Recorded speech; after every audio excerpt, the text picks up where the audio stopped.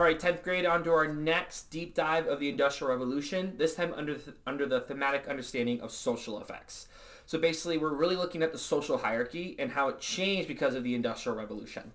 We're going to go through each part of the hierarchy, name what it was like before, and then what happens because of the Industrial Revolution. So let's get it. First, we have the upper class, the rich, the aristocrats. Basically, this is all named for the rich, the people who have been upper class since the beginning of time. Before the Industrial Revolution, this was the landed nobility, people born into wealth, born into power. These people usually owned large chunks of land that they had big farms on. That meant that most of the lower class would work on. The changes. So what happens because of the Industrial Revolution? Now, the rich, the nobility, they're still going to be rich. They're still going to be the nobility. They're still going to have a lot of power.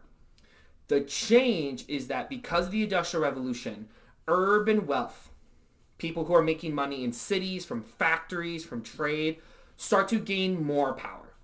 So what I mean is that the upper class is not going to just drop. They are going to have to lose some of their power, some of their political power and wealth power to the rising middle class. We'll get into more on that when we break down the middle class, but here's a way to think about it. Government is no longer just beholden to the rich and the upper class. The government starts to pass laws and rules that go directly against the interests of the upper class because of the power that the urban rich, those who are owning factories, those who are taking part in trade, are starting to have. So the way to headline this, rich are still the rich, they're still the nobility, they're still the powerful, but they're starting to lose some of that power because of the Industrial Revolution. We're going to go ahead and pause here. We're going to answer that first question about the upper class. Go ahead and go. You've answered that first question about the upper class. Now we're moving into the second part, the middle class. The middle class. The middle class now has three sections to it. The upper middle class, the middle class, and the lower middle class. So within the middle class we have three subsections. So before the middle class was a very small class, a very small group of people. These are basically the people who were lucky enough to own a business, who were well-paid artisans or craftsmen, people who basically weren't the majority of people who lived in villages and worked on farms and things like that. So this middle class has been there, but it's usually been a very small portion of the population. Now, though, the Industrial Revolution is going to vastly increase the size of the middle class, where the middle class becomes about 20% of the average European industrial population. So what's the change?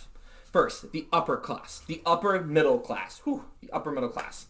These are the people who actually become very rich and very wealthy. They're the ones who own the factories. They're the ones who own trading businesses or own banks or something that is benefiting from this change in production in the Industrial Revolution. The way to think, these people are often called the capitalists or the industrialists, and they become fabulously wealthy. Wealth that in fact equals much of the wealth of the upper class. The difference, though, is that the upper middle class don't have that noble birth or the bloodlines. So they're never as good as the aristocrats. But they do make an immense amount of wealth and are very fortunate in how the Industrial Revolution has helped them out. They often actually buy landed estates to try to make themselves look more noble. If you think about The Great Gatsby, that's a good example of like the new rich trying to seem like the nobility. Next is the middle class of the middle class. So the middle. These are the people who are basically educated and have jobs that are not manual labor. They're the ones who are doctors, lawyers. They own businesses, just not large ones. They're making good money. They are successful because of the Industrial Revolution. They also have enough wealth that, one, their wives don't have to work. That's a measure of success. And so they are able to keep their wives at home. They also are very much more political. So the middle class are very politically liberal. They advocated for things such as a representative government, voting rights for themselves. Those are the middle class who had wealth but weren't like nobility. They advocated for social reforms such as schooling for kids and some basic social reforms. They basically believe the government should do more for the people. They actually the middle class itself started to gain more political power. They were able to vote, which allowed them to put people in power who supported the interests of the middle class. Finally, we have the lower middle class. These are people who are basically doing the level of work that is just above manual labor. So they can separate themselves because they're making more money than someone who's a wage laborer in a factory. But they do things like they're clerks, they work in hotels, they are secretaries. They're basically like this low-level work. Teachers, they're doing low-level work that is not the manual labor of the factories and the mines, but that's not like making them fabulously wealthy. But overall, what does the middle class get? One, the middle class is making a good amount of money. And thanks to the Industrial Revolution, we have a lot of new products, consumables, goods that the middle class can buy to show off their wealth. So you see a lot more buying of goods to show wealth.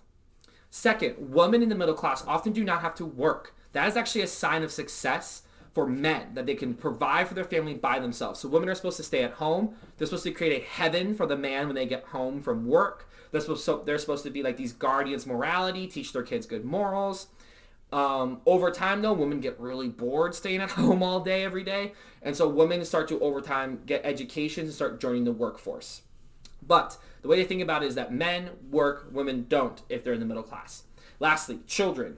Children are supposed to go to school. Children don't have to work. They go to school, they get education, and they keep up this life of the middle class. Cool, so we're going to pause there, and you're going to answer that second question about the upper, middle, and lower class. Cool, hypothetically, you've answered that second question about the middle class. Now we're going on to the lower class. The lower class, before, were the people who worked on farms. They were peasants. They were like the people we've talked about forever, who were like serfs. So the lowest of the low. The majority of the population, though. In the Industrial Revolution, this basically stays as it is. Only now they're in the cities.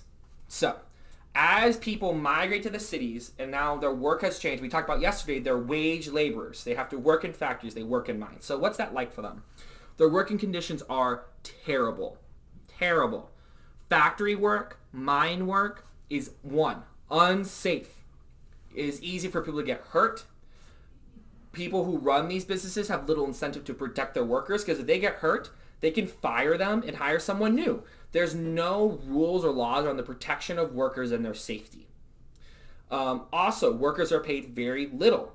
Once again, there's no way for them to advocate or force a change. If they ask for a higher wage, they'll get fired and they can hire someone else who's willing to work at that wage. And so workers face a hostile work environment where they're basically beholden or they have to do what their boss says to try to make this wage because they can barely survive. They are barely at that survival point with how much money they're making. So they have to work in these conditions. Cool. Our next thing is living conditions. Living conditions are also very, very bad. As people migrated to the cities to work in factories, the cities could not grow fast enough for all the people moving there. So the housing was very, very poor. We have what are called tenement housings, which are these huge apartment buildings where basically families lived in one room. So you had all these families stuffed into these tenement apartments. One, this is unsanitary, often led to the spread of disease, which killed many of the poor. Two, it was unsafe. If a fire happened in one of these tenement houses, it's very hard for people to get out, which would often lead to death. Third, they're often right next to factories, so it's very dirty, it's very sickly. We talked about yesterday how diseases spread throughout the poor because of bad water, bad hygiene, and the effects of the environmental damage by factories. So this isn't a place that people want to live. Overall, the combination of these working conditions and these living conditions is going to increase a lot of things. It's going to increase drug use. It's going to increase alcohol consumption. It's going to increase violence and crime as people try to figure out ways to live, especially as people want to avoid factory work. It's boring. It's difficult. They live by this whistle from going 8 to 8, and it's dangerous. So people very much fight against this factory work. Now, how do the workers start to fight back? Workers start to form these things called unions. Unions are where workers get together to advocate for new laws, better working conditions, more rights, more money. Now, here's the key. If all the workers in a factory agree not to work, this is a way to force leadership of factories to change. Factory can't make money if people don't work. This is called striking, when workers on purpose unite and not work to force change. Now here's the thing. Unions early on were considered illegal often in time. Like you literally couldn't form unions because this idea of worker rights was not agreed upon. Second, factory workers and even the government would go through a lot of lengths to make people not follow through on these strikes. They would hire new workers to work in their place. They would hire thugs to go beat them up and threaten them. They would even jail them and threaten to like keep them in jail unless they promised to stop striking. So a lot of these strikes were under a lot of threat. Not only that, unions would also use protests as a way to force political change. Over time, through a lot of blood, sweat, and strikes and protests, unions were able to win gains for workers. Changes such as shorter working days, more pay, more safety conditions, protection against injury. All of these things were won by unions over time to protect workers. Eventually, even the lower class was able to gain the right to vote. So all men, no matter their wealth range, could vote, which was a huge victory and allowed unions in lower class to have even more of a voice. With that in mind, you're going to pause here and answer question 3. Also, that's the end of the lecture. Fastest one yet. There we go.